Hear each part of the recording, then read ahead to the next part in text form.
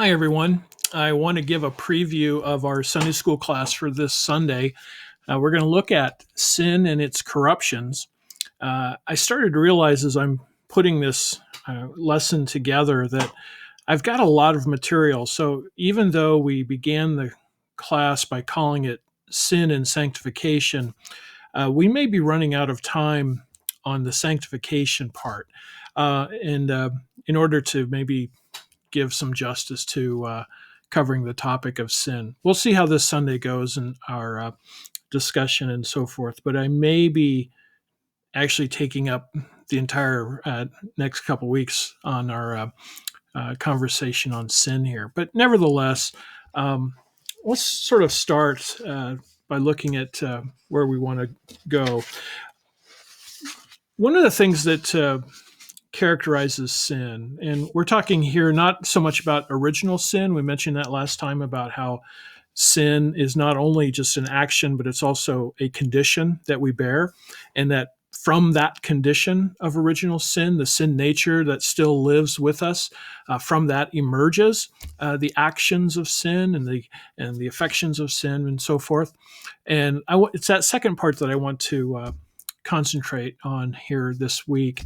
And so, one of the first things I want us to kind of consider is thinking about how sin is a disturbance or a violation of shalom. Now, shalom is a Hebrew word that is often translated as peace, but as you sort of dig deeper into the use of that word in the Hebrew scriptures, we realize that it has a greater sense of not just a peaceful feeling or an emotion, but it also has this sense of being whole, wholeness with ourselves, wholeness with community, and especially wholeness before God. And so it is the peace of God that surpasses all understanding that guards our hearts, right? It's that shalom of God. And sin disrupts that, sin disturbs it, sin violates that. It acts violently upon that peace. Now we know that as an act, sin is any thought or desire, emotion, word or deed, or its particular absence when it is called for that goes against God's will for us. And that's why, as we saw, the Westminster Confession talks about sin being a violation or transgression of God's law or a failure to observe God's law. And so we see that it goes against God and against his will for us. Sin is not merely an assault against God, although it primarily is, but it is also against what God has made. God created human beings not only to flourish, but also with a destiny, of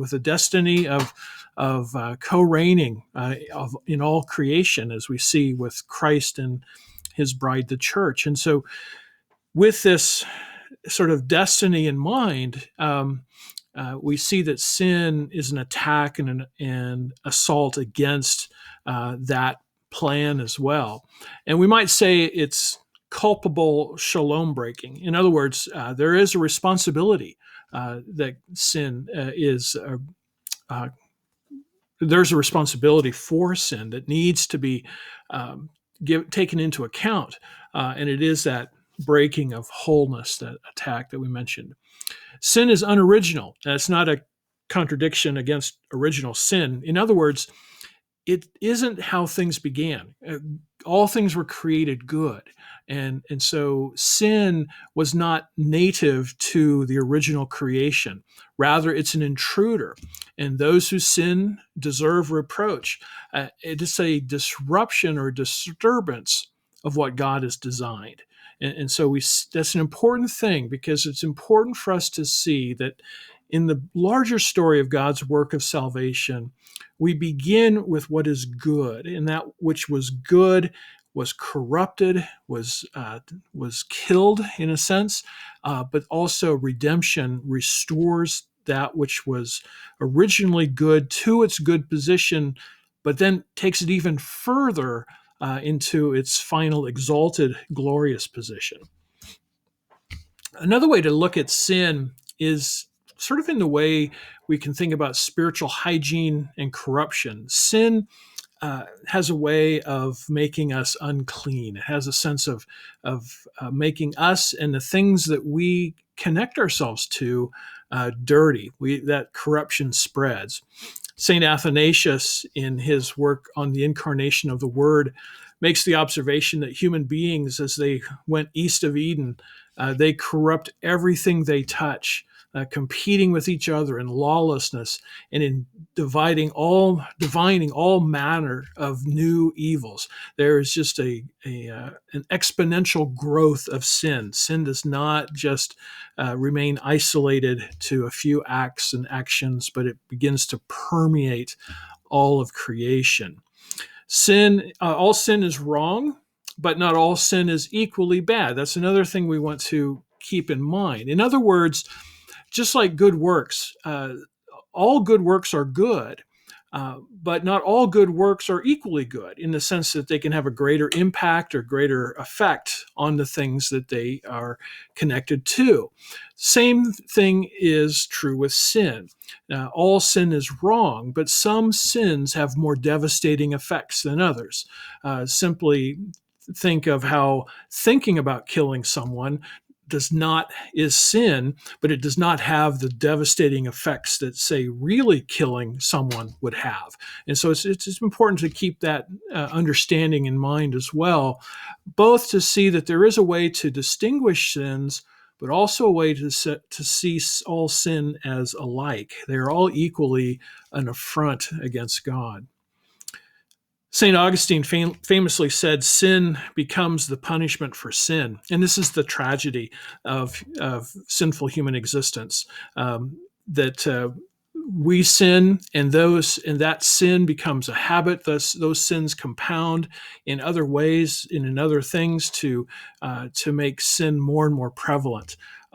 It's sort of like if you ever saw the Disney cartoon of the Sorcerer's Apprentice, where Mickey tries to conjure up a walking broom in order to do his work, suddenly finds that he can't stop the reproduction of all these brooms, and he's overwhelmed with brooms everywhere. That's kind of like it's a good picture of sin and how it expands exponentially.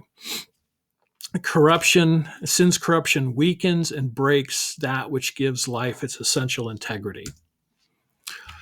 Furthermore, we can look at sin as a perversion, sin as pollution, and sin as disintegration. Sin is a perversion. It perverts our loyalty, energy, and desire from God. It disorders our loves. We are made for fellowship with God. We are made to be worshipers of God. We are made to live in the life of God's glory. And yet sin twists and changes and moves us away from that. And so it perverts us. It's twisted and torn and not the way it should be. Furthermore, sin pollutes by making present something that should be absent. Sin is a pollution. And when you think about pollution, just think of any kind of pollution, whether it's air pollution, you have too much smoke or too much particulate matter that is harmful in the air. You're adding something to the air we breathe that ruins it. Or water pollution. You can add spill poison into the water system, and now no one can drink because there's something there that shouldn't be there. One can think of idolatry, adding an idol to your relationship with God. There again, you're adding a pollution to that relationship. Or within a marriage, if you have a mistress or someone is unfaithful in that marriage by bringing in a third party to what was intended to be just the husband and the wife, you're polluting that relationship. And sin has a way of polluting. Finally, sin also disintegrates. It also divides. And so you can think of sin as pollution by adding something. Sin as disintegration is really taking what is necessary out and breaking things down. So we have a breakdown of our personal and social integrity, our sense of wholeness, and it drives us toward death. Finally, we can think of sin as a parasite of life. Sin has no essential integrity. It only exists to ruin what already exists. It is the privation of good without which it cannot exist. In other words, think of it this way. Jesus Christ defeats sin at the cross, but he does not defeat anything that he has created. So sin wasn't created by God. It has no created sort of essence or being. It is parasitic to real being. The defeat and conquest of sin at the cross was never at any time an attack on anything that God had created, because all that God had created was good.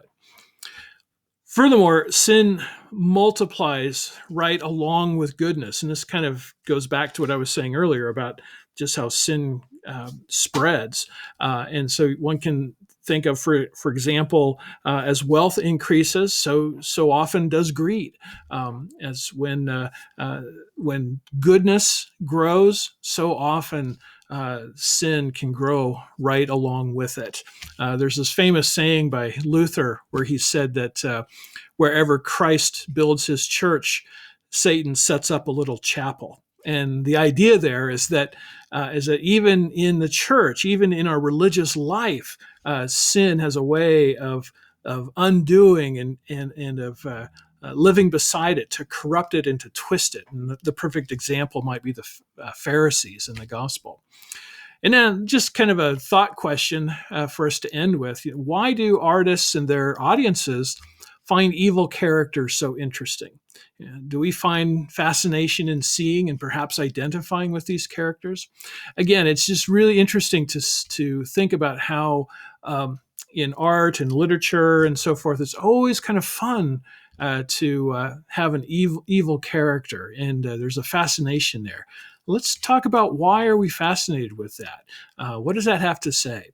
Anyway, we will have more to say next Sunday, the following Sunday, about more aspects of sin. So this doesn't exhaust it, and I'm not claiming to exhaust it even next week, but this will cover what we want to talk about this Sunday. And so I look forward to sharing our time together.